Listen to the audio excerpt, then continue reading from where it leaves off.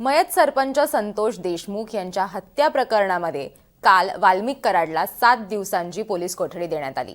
काल कोर्टामध्ये अनेक आरोप प्रत्यारोप झाले, आर्ग्युमेंट्स झाल्या। त्याच्यामध्ये वाल्मिकच्या वकिलांकडून असंही म्हटलं जात होतं की तुम्ही 7 दिवसांच्या पोलीस कोठडीची काय गरज आहे, कुठल्याही आरोपींनी त्यांचं नाव घेतलेलं नाहीये, थेट वाल्मिक कराडचं कोणीच नाव घेतलेलं नाहीये। मात्र इतकं सगळं होऊनही उर्वरित तपास व्हावा यासाठी म्हणून त्याला 7 दिवसांची पोलीस कोठडी जी आहे, पोलीस कस्टडी जी आहे ती देण्यात आलेली आहे।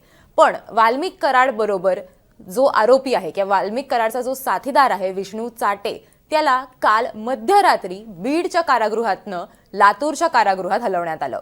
हे नेमकं का करण्यात आलं, याच्या मागची स्टोरी काय आहे तेच आपण आज या व्हिडिओमधनं जाणून घेणार आहोत। नमस्कार, मी देवयानी आणि तुम्ही बघताय मुंबई तक। संतोष देशमुख यांच्या हत्या प्रकरणामध्ये अनेक आरोपी होते, त्याच्यातलाच एक म्हणजे विष्णू चाटे। सुरुवातीला विष्णू चाटे याला खंडणी प्रकरणामध्ये न्यायालयीन कोठडी देण्यात आलेली होती 5 दिवसांची। मात्र ही कोठडी नंतर 2 दिवस वाढवून देण्यात आली जेव्हा त्याच्यावरती मकोका लावण्यात आला। मकोका लावल्यानंतर विष्णू चाटेला आणखीन 2 दिवसची कोठडी आहे ती त्याची वाढवण्यात आली आणि याच दरम्यान म्हणजे 11 जानेवारीला विष्णू चाटे यांनी केसच्या न्यायालयामध्ये एक अर्ज केलेला होता की मला बीडच्या कारागृहातनं लातूर कारागृहामध्ये हलवण्यात यावं। याच मागणीच्या आधारावरती किंवा याच मागणीच्या धर्तीवरती विष्णू चाटेला बीडमधनं लातूरच्या कारागृहात हलवण्यात आलं।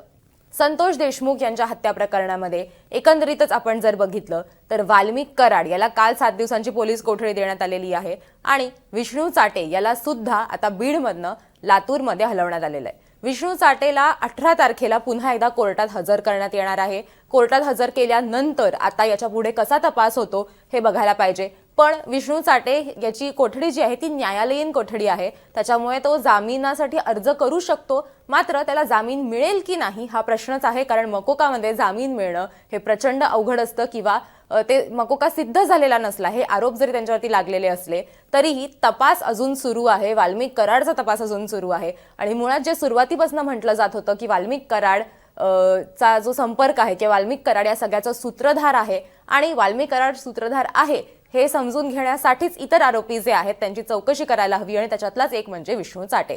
त्याच्यामुळे आता विष्णू चाटे याला जरी बीडमधनं लातूरला हलवण्यात आलेलं असलं तरी जो तपास आहे तो सुरू राहणार आहे आणि जोपर्यंत ठोस पुरावे मिळत नाहीत, सगळ्या प्रश्नांची उत्तरं मिळत नाहीत, तोपर्यंत विष्णू चाटेला जी कोठडी आहे ती पुन्हा एकदा वाढेल अशी शक्यता सध्या तरी वाटतेय।